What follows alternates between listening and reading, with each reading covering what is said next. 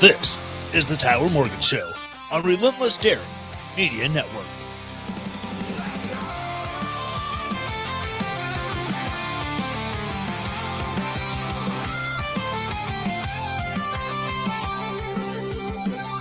Welcome to the land of bourbon and bad decisions, where the nights are long and the truth cuts deep. Voices rise against the tide with clear intentions, in a place where freedom never sleeps. Echoes of the past in the halls of tomorrow. The light will chase away the whispers of sorrow. Stand tall, never bow, the fight's just beginning. With every word, the fire keeps on spinning. Let the Lord got a message for the nation, raising up the flag with no hesitation. Through the storm, the fire burns bright. On the edge of reason, we defend our rights. Oh.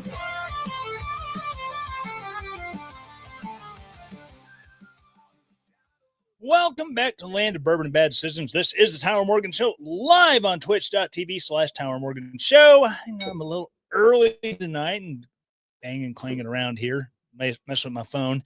A little early, trying to take advantage of time that's available to me. Thank you so much for joining me. Remember, if you are checking this out on podcast, be sure to like, subscribe, rate, review, share, all that good stuff. And if you're checking us out on YouTube, youtube.com/@the Tyler Morgan Show, be sure to like the video, subscribe, hit the bell for notifications, all that happy stuff. All right. So before I get into the wild and wacky news of the week, really wild, yes, wacky, probably not so much, but trying to find all the right things I need to hear. Let me talk to you about beard oil. Yes, I know I don't have a beard. If you're seeing this on the YouTubes or watching it live on Twitch, however, I am growing in the stash for November. But if I were just wanting to keep the scruff around, my face gets really itchy when I'm in the early beard growth stage. And one of the best ways to prevent that growth is to properly care for the hair and the skin underneath it. And to do that, I use beard oil, and I use beard oil from bluecollarbeardsman.com. They are a great small company that everything was hand blended, hand mixed. That way, to get the best blend of oils to, treat your face, to condition the skin, condition the hair. And they do a great job of carrying the scents that they use to make your face smell lovely. So check them out, either bluecollarbeardsman.com, or you can hit that QR code there in the corner of the screen, scan it, check out their lineup of regular scents, subscribe, and get a new scent of the month sent to you every month. I know it's weird. There's a lot of redundancy in that to make it come together, but check it out today. I love their products. I use their products and absolutely recommend to everyone that you check them out, bluecollarbeardsman.com. All righty. Let me turn that little. All right.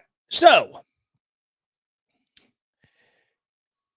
title of the episode is January 6th Pipe Bomber Identified. Well, that is the story coming out of the Blaze from investigative journalist Steve Baker and fellow contributor Joseph Hanneman. Now, if you have followed Steve Baker's work like I have regarding January 6th, I mean, here's a guy, he went into the Capitol with the crowd, not to protest, not to raise hell and wreak havoc like some of the more aggressive J6ers were. But he was there with his phone, a pen, and a notepad. He was recording everything because it was a newsworthy event. Right or wrong, whether you were anti the J6 riot, whether you wish they had done more to the Capitol, it was newsworthy. 100% journalists should have been in that crowd documenting what was going on. In fact, when the feds were putting together the timeline and the TikTok of how everything went and wanting to find the people who were committing acts of vandalism, find the people who were being violent, they went to Steve Baker and he willingly gave access to his videos to the FBI so that they could do their investigation. But since then, obviously, he had pled guilty to, parading or some other dumb, stupid crimes. And, his sentencing was basically never happened because he got pardoned before he could be sentenced. But following January 6th and watching all the trials, watching the performative demonstrations that were the J6 select committee, blah, blah, blah, blah, blah. The Democrat whitewashing of what happened to make Donald Trump look bad. And following the testimony of police officers who went before Congress, and I'm not saying that they perjured themselves, because that would be an accusation of breaking the law, and that could be viewed as defamation if I were to say, quote, Harry Dunn perjured himself before Congress by saying these events happened, even though there is no video evidence of it happening, end quote. Making that accusation could be viewed as slanderous or libelous. And I don't want to catch a lawsuit by saying things like Harry Dunn appears to have committed perjury because there's no evidence that proves anything he said. And in fact, all the evidence shows it's the exact opposite. It never happened. Like I said, I don't want my opinion on the factfulness of his testimony to get me in trouble. But like I said, Steve Baker, he went through all the available footage. He eventually got access to the security camera footage from Congress. And oh my God, I forget how many hours of video he went through to put all of these timelines together about Michael Byrd, the guy who shot and killed Ashley Babbitt. I mean, his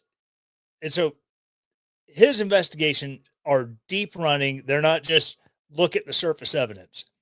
So he has really been digging into the J6 pipe bomber thing.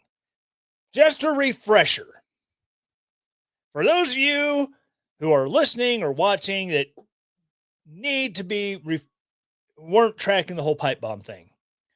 The night before, on January 5th, somebody left 2 pipe bombs, one outside the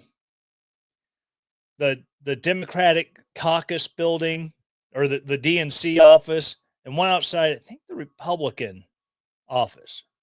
But the one that was later planted at the DNC, it actually left outside the Congressional Black Caucus building first. And then the bomber picked it up and moved it. But then coincidentally, the Capitol Police were notified of a potential explosive device outside the DNC right about the time that the riot was kicking off. Now, there's no evidence to suggest that was coordinated. I'm not saying that. But it does feel a little hinky. Yes, Steve, I am earlier than I expected.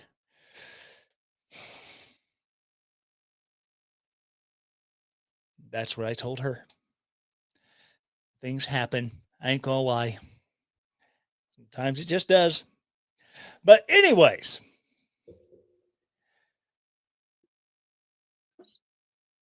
like I said, the timing is suspicious as to suggest that maybe this was coordinated.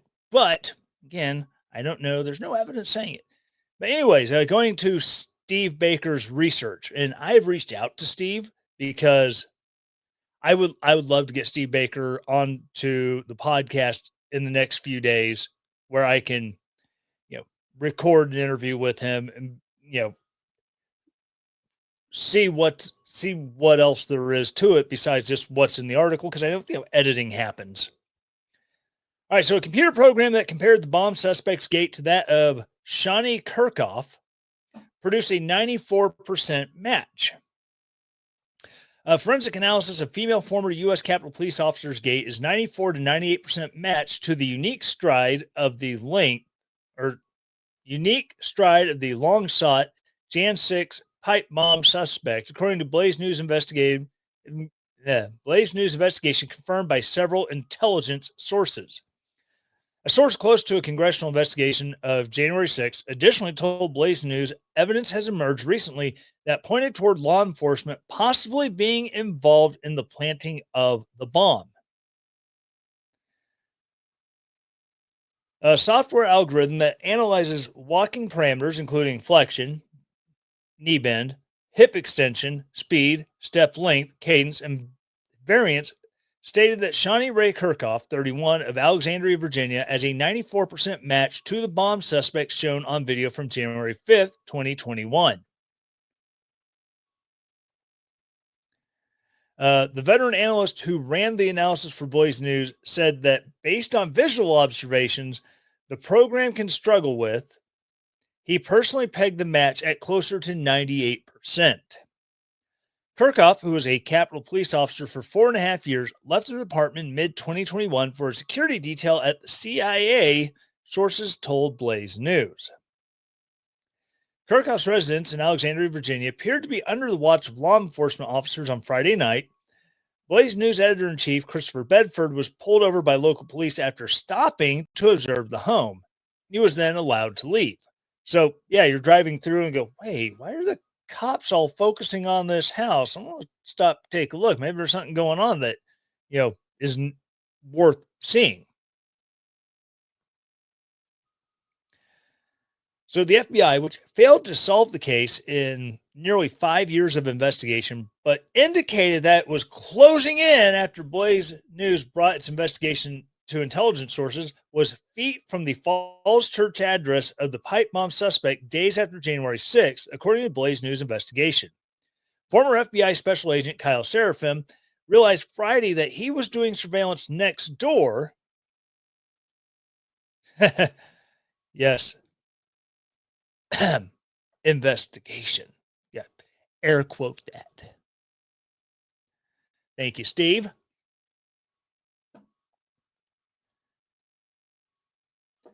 Anyway, so Kyle Seraphim realized Friday he was doing surveillance next door to the woman now suspected of being the January 6th pipe bomber.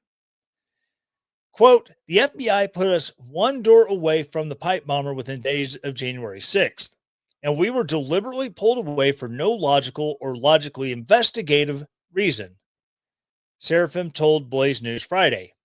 And everything about that tells me that they were involved in a cover-up and have been since day one. They were effing in on it, Seraphim said. It was censored in the article.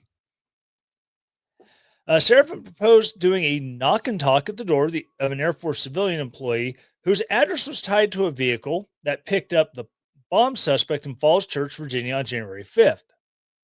Seraphim's team spent 2 days watching the man, but Seraphim's request to go face-to-face with the person of interest was denied.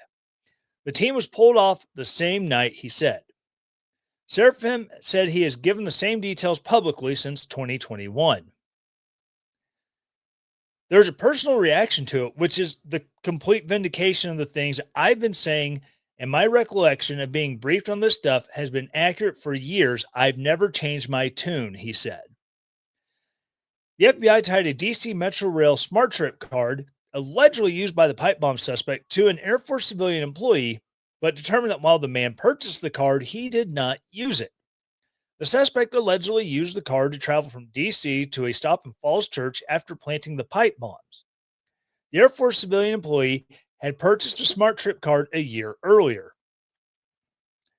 So it's weird that this civilian employee bought the card in 2020 but never used it. And the only person who used the card was his next door neighbor, who happens to be this suspect.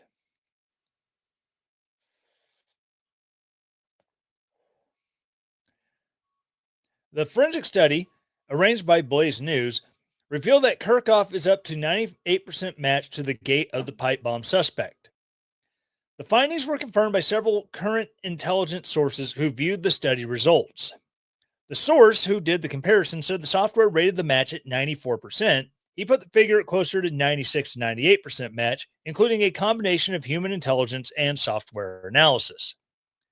Samples of Kirchhoff's gait were taken from a January 6 Capitol Police CCTV security video and compared to unedited video of the hoodie-wearing suspect walking through an alley near C Street to place an alleged pipe bomb behind the Capitol Hill Club around 8:16 p.m. on January 5th. And there is so much here in all of this. I mean, I could do this entire article. I mean, it goes on and on. But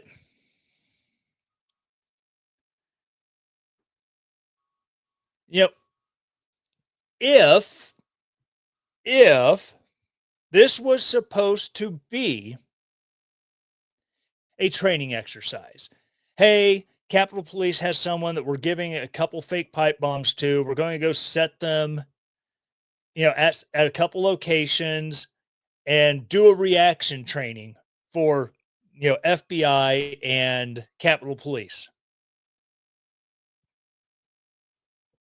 If that was what was supposed to happen, if that was originally what the plan was, why didn't the Capitol Police come out and say, hey, whoa, guys, so there was no pipe bomb. There was no pipe bomb. There wasn't one. These were dummies. And we were doing a training exercise, jointly with the FBI. And, that's all this was. That's all this was. Settle down. No one was attempting to kill, Vice President-elect Kamala Harris while she was in the DNC. No one was trying to kill anybody. We screwed up because we couldn't read the room. And knowing there was all this tension over the election and COVID and everything else that was going on, we picked a really, really shitty time to do this. And for that, we apologize.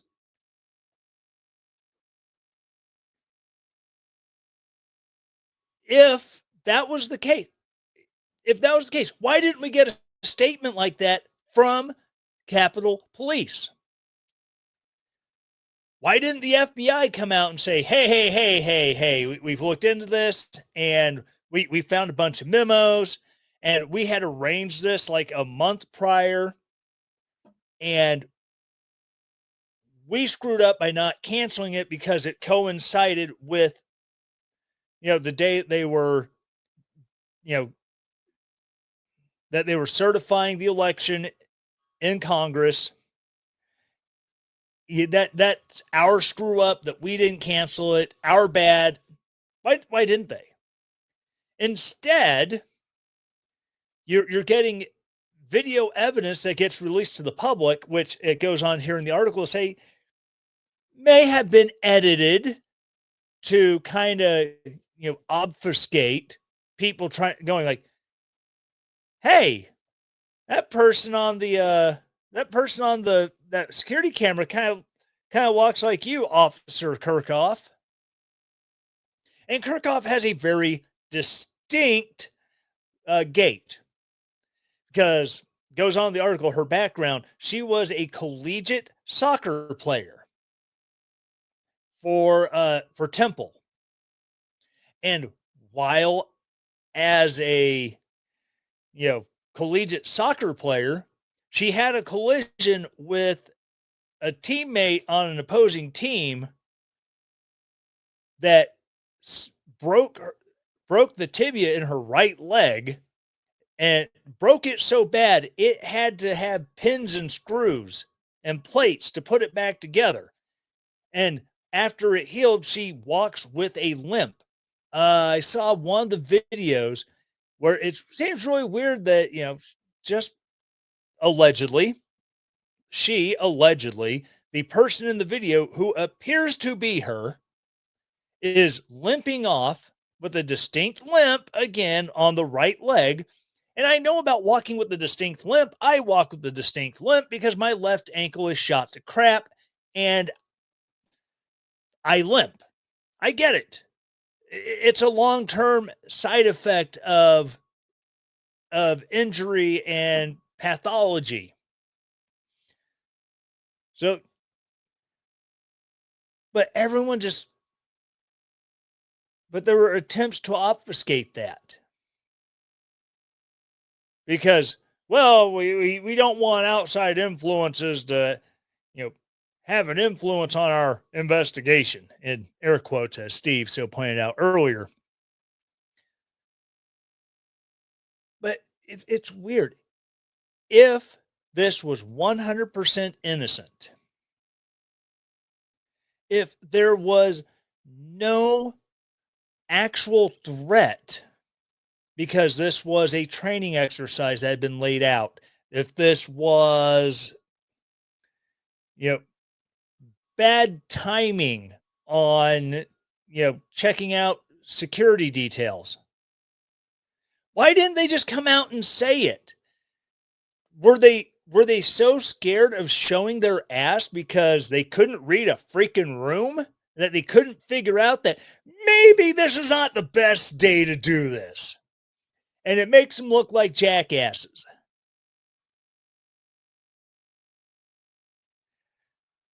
But then again, it makes them look like bigger jackasses if that was the case. Like I said, right now, the timing of when they were found versus when the riot started, it's sus. It is sus as all hell. And I don't deny that. But again, I got no proof from their investigation or anything else that it was intentional, like it was a distraction to draw more Capitol Police from being able to provide backup for the Capitol building because they're all focused on something else. Huh. And the evidence that points to this obviously being a fake was, the 1 hour, kitchen timer as the ignition device. Set 60 minutes, hook the battery up to it, set it down, you go. Then when it hit zero, the connection's made when the bell rings, and boom, pipe bomb goes off. But it was there for, since 8 p.m. to 12 o'clock. What is that? 12, 16 hours. And this was something the ATF director was asked in Congress. Like the ATF director from then was brought before the current congressional committee looking into it and was asked, hey,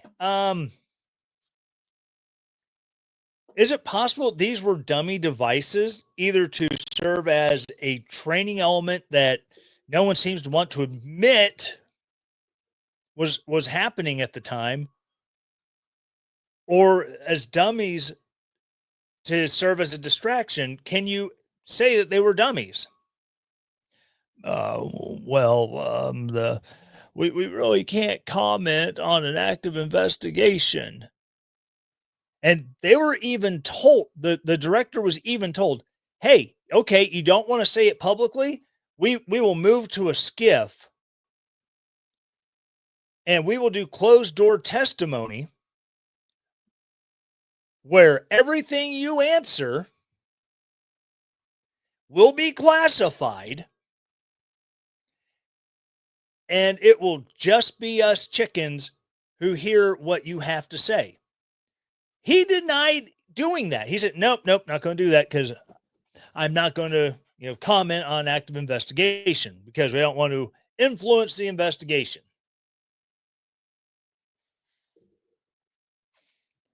But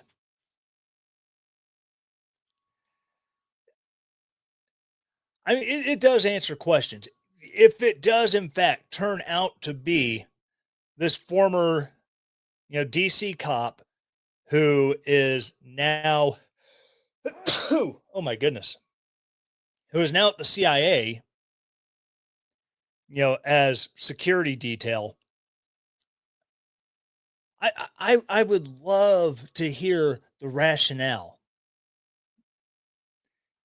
If this was a training exercise that was horribly timed because everyone in DC is semi retarded, cool. I will accept that.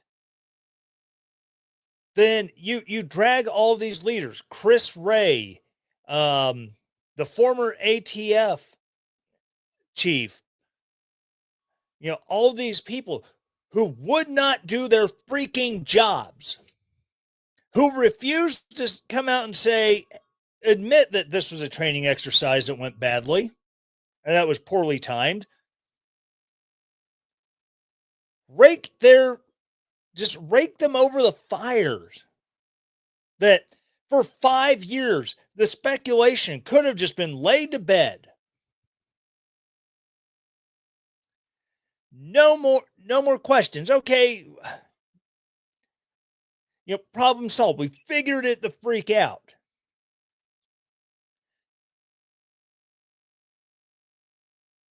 Or if she's being interrogated under oath and she admits that this was a grander conspiracy in order to facilitate the riot because DC leadership wanted the riot to happen because you could read the tea leaves. Hey, we are like 90% sure there could be a riot. As the former chief of the Capitol Police has stated, he requested through Nancy Pelosi's office and the sergeant at arms that they get National Guard troops to help further security outside the Capitol.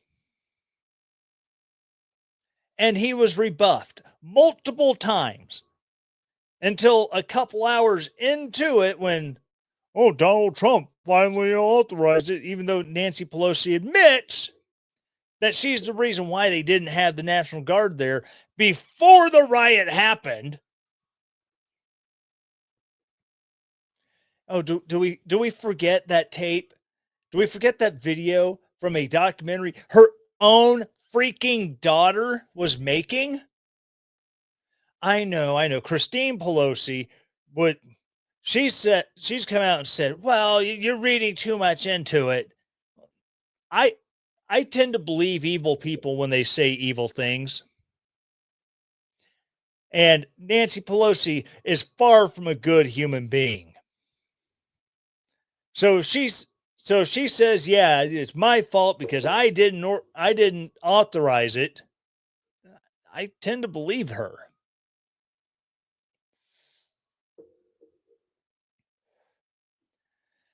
And then you also look at the nonchalance of Secret Service who are outside the DNC because, you know, Vice President elect Kamala Harris is inside the DNC building when they're notified by an off duty Capitol police officer. That seems really weird. That, hey, it looks like there's a bomb under that bench 5 feet from you. You know, I was in the military. I've spoken about it at length on this podcast. When someone comes up and says, hey, that looks like a bomb, the first thing you do is you cordon it off and you don't let people continue to walk past it for 10 minutes. You don't remain parked 10 feet from it for 30 minutes. You shut off the roads and don't let cars drive past it because you don't know. Does it have a radio device that maybe a signal from a phone in one of the passing cars, or a keyless entry trying to unlock a car that's parked on the side of the road could cause it to go off? You do things to prevent it from going off as best you can and to keep people safe, and they didn't do any of that.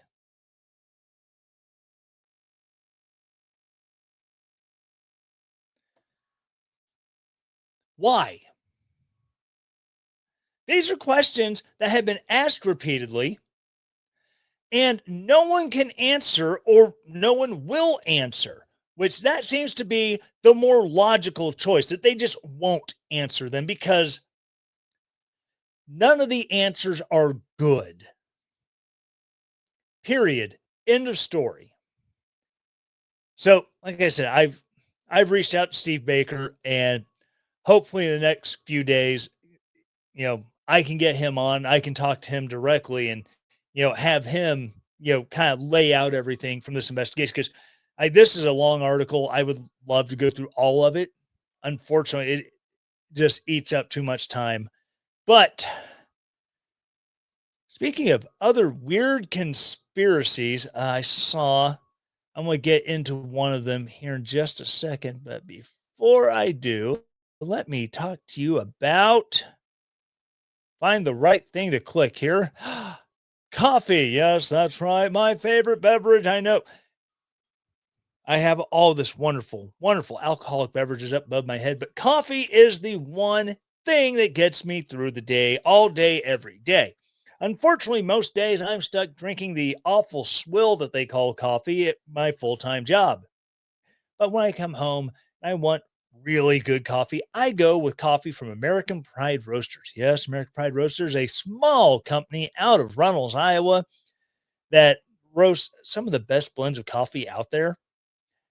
Um, so yeah, you go to the link, or go to that QR code. This is a new QR code. If you're seeing this and you go back earlier in the video to scan the other QR code, that will not take you there. That will not take you there. It will not. But they have so many great blends. I'm a fan of coffee flavored coffee, where you get, the natural fruity flavors, the alkaline flavors of the coffee, based that really have a lot to do with where they're grown, the conditions they're grown in, the type of beans they are, and obviously the roast that you know caramelizes sugars and breaks down enzymes that affect the flavor. I mean, their coffee's great. The was it the Teddy Roosevelt is up there on the top, towards the top of my list. The George Washington, the Thomas Paine Age of Reason remix. The They're my favorites. If you're more into like dessert coffees, they do have like the Hamilton Burr, the Dolly Madison, Ron Sexual Chocolate. So many great flavors. Check them out today. They are great company. They grind it to order, or ship you whole bean if you have your own grinder at home. Check them out today. Merrick Pride Roasters, aprcoffee.com. Historically great coffee. All righty. So, other conspiracies that seem to be popping up out of the woodwork. I had to see if I can find this story again. Epstein offered freedom. Let's see what that pops up.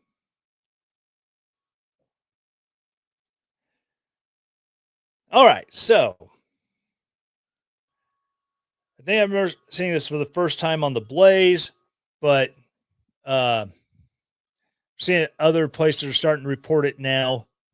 Actually, reporting a few days ago, but so Jeffrey Epstein's cellmate claims the late financier said he was offered freedom if he would implicate Donald Trump.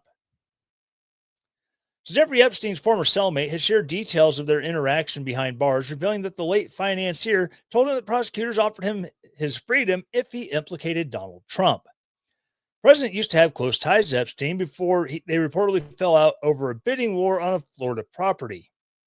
I'm pretty sure the story that I've heard about their falling out involved Epstein trying to poach underage girls who were daughters of club members of Mar-a-Lago to go work for him at his other properties. Emphasis on the air quotes around work. 6 years after Jeffrey Epstein's death, the case continues to see unsettling allegations concerning individuals tied to him, including ex-Prince Andrew, who was recently stripped of all his royal titles. Epstein's former cellmate claimed New York federal prosecutors offered the convicted sex offender to complete freedom in exchange for implicating Donald Trump. Nicholas Tartaglione stayed together with Epstein in his prison cell at the Metropolitan Correctional Center in Manhattan, a place that hadn't had a suicide in like 20 years.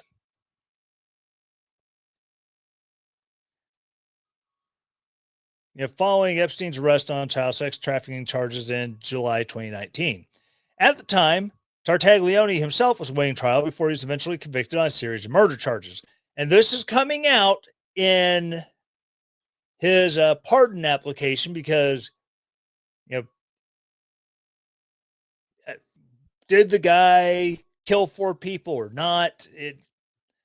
There seems to be a lot of evidence suggesting that he was framed by a cartel,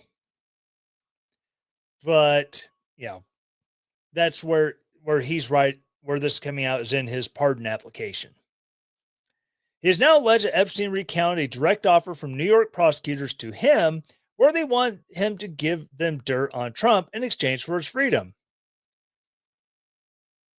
Now, this says prosecutors. ... It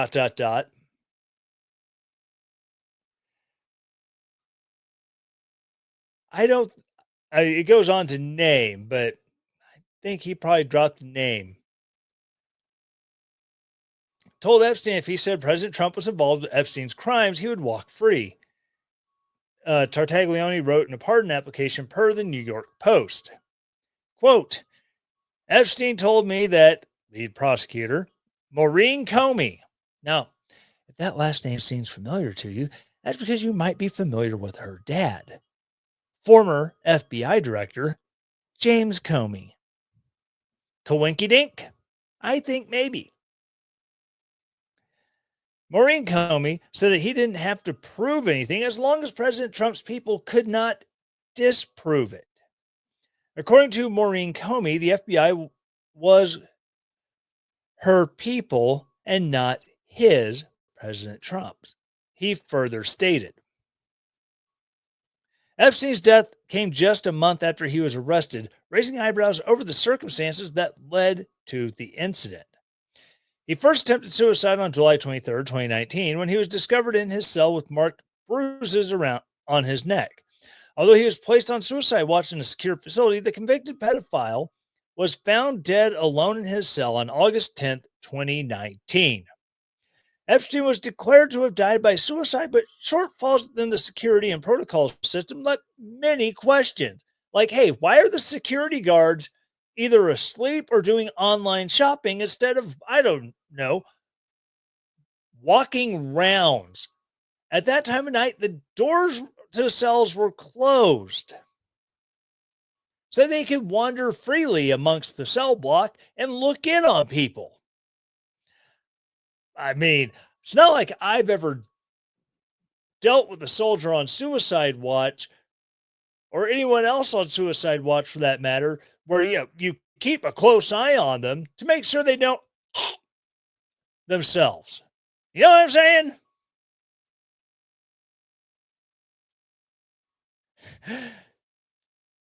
Yes, Steve. Or perhaps watching the guy on suicide watch.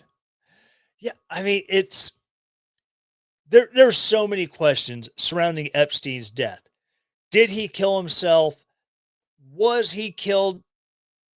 What was someone allowed to get into the cell and make it look like a suicide? I don't know. And I don't think we will ever for sure know. But that's one of those things that it's going to leave questions forever. I mean, look at the JFK assassination. Now,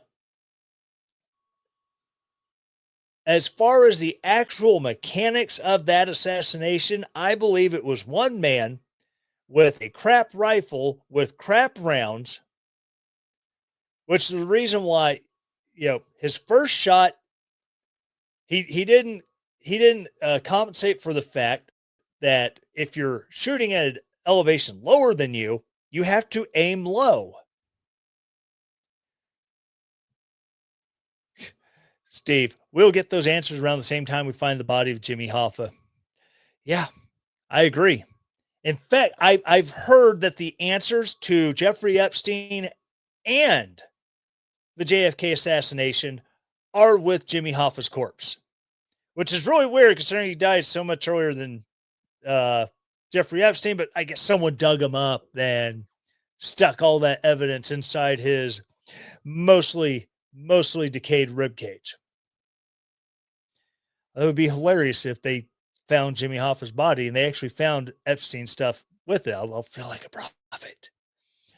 But so the actual mechanics of the JFK assassination, one shooter with a crap rifle, crap rounds supplied by the CIA because, they were the same lot of 6mm Carcano rounds that had been sent to Greece that went unused and sent back to the United States. Coinkydink, maybe the government sold them as surplus, and that's how Oswald got them. I don't know, but one man, crappy rifle, crappy rounds, failed to compensate for having to aim lower on a target that's at a lower elevation than you. First round misses. Second round, because they're crappy bullets, does not get good penetration, ends in his upper back, does not go all the way through. The magic bullet theory is junk. The first bullet hit the governor because he missed.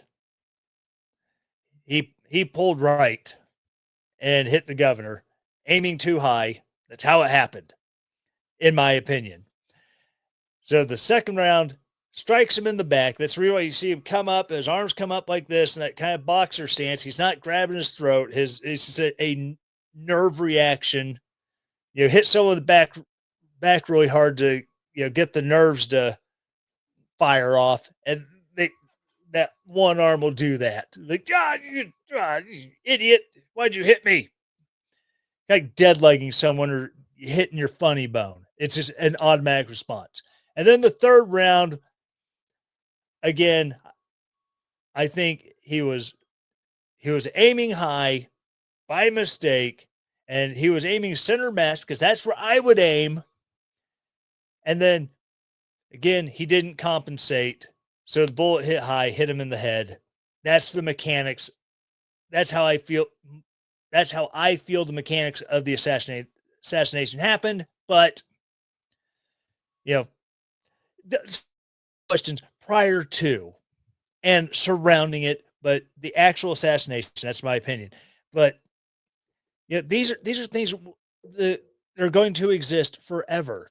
Epstein, Jimmy Hoffa, as Steve pointed out, you know, JFK. I mean, look at some of the stuff they're starting to say about 9/11. That's not, the whole 9/11 truther stuff where fire can't melt steel beams. But now, you know, starting to have speculation on, did the FBI or the CIA work to intentionally protect the hijackers so this would happen? Um, yeah, my daughter sent me a video previewing that on Tucker Carlson, and Tucker, I'm afraid, has gotten into the, well, I'm just asking questions line of thinking where raising doubts, not truths. But yeah, but it's very odd to think that, you know, but at the same time, not so odd that Maureen Comey, who I'm going to assume, who very upset with Donald Trump over the way he treated her father. Oh my God, my dad, James, is such a good guy.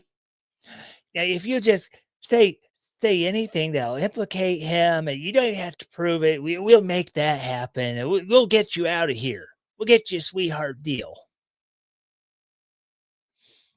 I that wouldn't surprise me if that is true. Would not.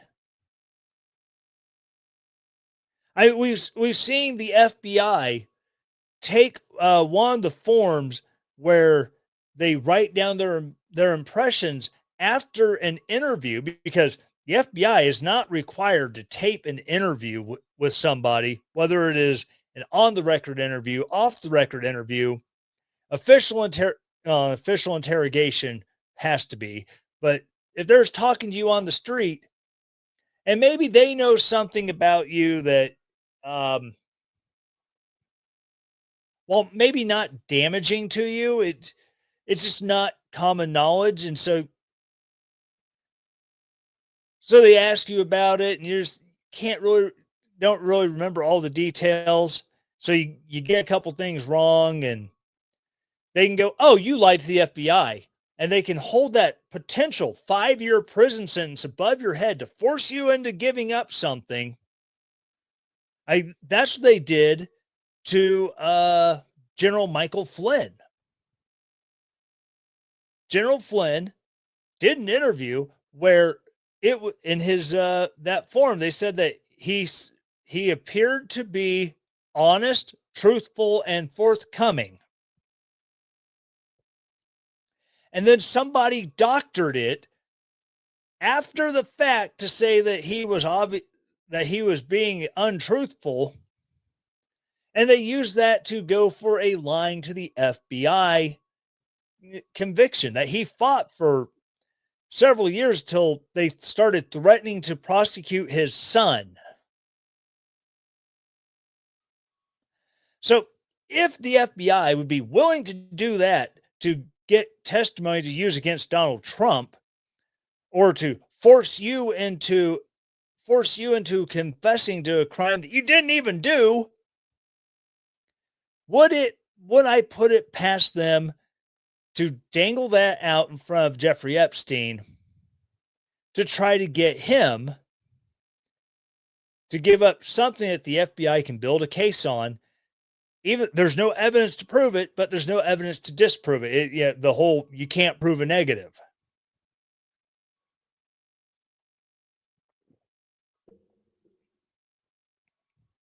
That wouldn't surprise me at all. It's a very interesting things considering the time that we're in right now.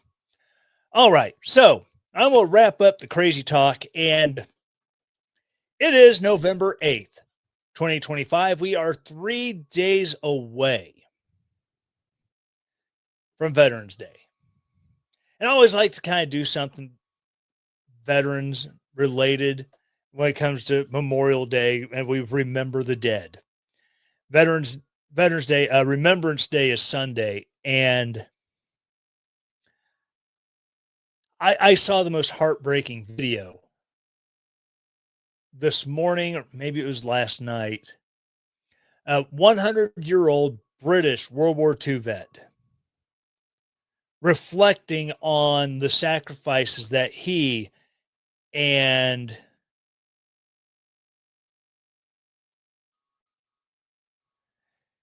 uh, he and so many others had made and the lives lost. And he was heartbroken because he looks at the state of Britain today and said the sacrifice was not worth the results. And I felt that, like, deep in my soul, felt that, because that's exactly how I felt when we were pulling out of Afghanistan with our tail between our legs after the Abbey Gate bombing. And you're seeing Afghans trying to flee, desperately holding on to those C-17 aircraft, and then falling from hundreds and thousands of feet in the air to splat on the runway or on the buildings in Kabul. Video of dudes who got stuck in the landing gear, and you just see their bodies flopping dead on the side of the plane. And then you watch as the news reports of Al Qaeda rolling in and just taking over everything that Americans and Afghans fought, bled, and died for. We just pissed it away because, well, Trump made this arrangement, blah blah blah, and we're just, we want to win, so we're going to pull out before September 11th. Oh boy, yeah. Donald Trump did have stuff in place negotiating with the Taliban because he could see that the Afghan government was absolutely feckless. And he knew what was going to happen. The intelligence community said what was going to happen. So he negotiated with who he needed to negotiate with, knowing that Afghanistan was going to fall to the Taliban anyways. And to look at that old duffer being absolutely destroyed over seeing what Britain has become.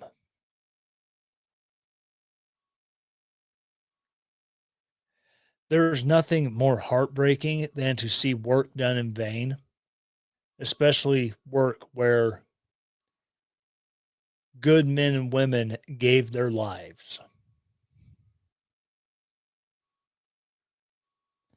And saw that story and went back, started listening to some songs that really, Steve said, I think many of us share that sentiment. Yeah. Started listening to some songs that really share how veterans felt about different wars and their after, the after effects of war. Um, I wish I could do a graphic on here for some of those. Um, Good Night Saigon by Billy Joel, I think the absolute best song about Vietnam without being anti-soldier, being without being anti-American, without having a pro-America agenda. It's we were Marines. We got sent over there as kids, and our childhood was just smeared across the landscape. Our our escape was drugs and rock and roll. We had we had fights with each other, but at the end of the day, we were soldiers there together. I mean, that's the greatest message in a song about a war. I that's not, you know, Born in the USA by freaking uh Bruce Bruce Springsteen. Dude, that you talk about a psyop song. Born in the USA. Yeah, we're born in the USA. And it's we're retarded for going to Vietnam. The government sucks. The right has been duped by that song, and I will never include it on any great patriotic song list. And this is not even patriotic. This is songs about veterans. Till the last shot's fired, I think is up there with one of with these songs that are not necessarily pro or anti message, but it's like, you know, the vet it's the war fighters. That's who we're honoring. We're not honoring the country or attacking the country. We're paying homage to the people who would lay down their lives. I mean, sweet Mother Mary, I'm so tired, but I can't go home till the last shot's fired. I mean, anytime I hear that song, and then especially when you get to the West Point Glee Club, when they come in towards the end of the song to do the chorus, oh my God. I mean, mm, right in the feels. I mean, there's so many good ones. A newer one that's come out recently, 4th of July. And I know guys who make fun of the veterans who don't do fireworks. You know, more so they make fun of the veterans who make a big thing of, look at my virtue. Don't do the fireworks because oh my gosh. Uh he's a newer artist, Cooper Allen. He has this song 4th of July. And he juxtaposes the neighborhood kids shooting off bottle rockets and cherry bombs and friends and family coming in to celebrate the holiday. And then there's the guy next door. I don't know where he fought. He could be, you know, have fought in Iraq, Afghanistan. He could be Vietnam, Korea, another 100-year-old veteran who was just shelled mercilessly in the Ardennes by Germany. I don't know. But the fireworks trigger horrific PTSD, but he won't say anything to the kids. He won't yell at them because he knows that day is as much theirs as it is his. He lives in hell for one day a year,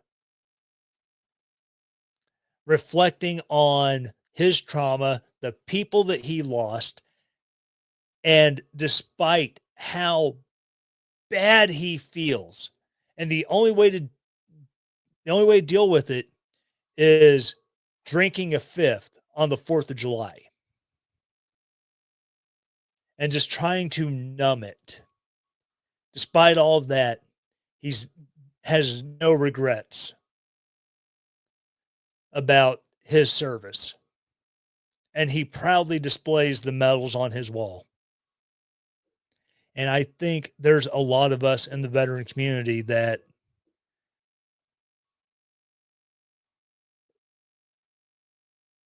that's who we are. We've been done wrong by our own government. We've had command decisions that made absolutely no sense that led to unnecessary death or injury. And we look at policy that's going on in DC and it infuriates us. But at the end of the day, we are goddamn proud that we raised our hand and we stood for something bigger than ourselves. So if you can find a way to support veterans in your community, I mean, I have Wagons for Warriors that I will gladly help out anytime they have an event. Hey, we need some volunteers. I'm there. I'm there. They do stuff that I get to participate in that's there for me as a veteran, being cared for by my community because they want to take care of us. I'm there helping set up when they had the big wagons event every Memorial Day weekend. I give to them through my service. They give to me through their service. I don't ask for a dime from them.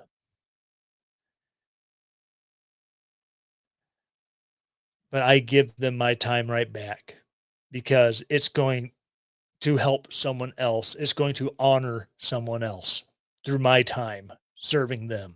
So if you can find a way to give and say thank you through service, that's all I ask. So to my fellow veterans, thank you for being willing to put your life on the line, to write a check that says up to and including my own life.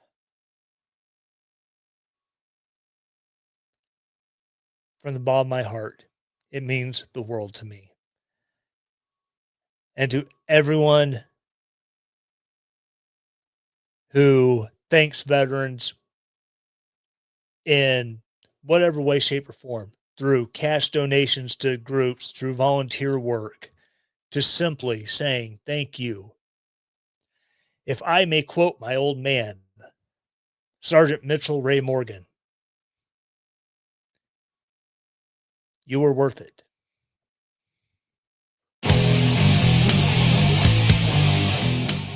The Tyler Morgan Show is a Relentless Daring media production. The Tyler Morgan Show is supported by its listeners. To support the show, go to ko-fi.com/Tyler Morgan Show to donate there, or relentlessdaring.com and hit the donate button at the top of the page to set up your donation. All music used in the Tyler Morgan Show is used with permission from purpleplanet.com, link in the show notes. 2 Timothy 1:7.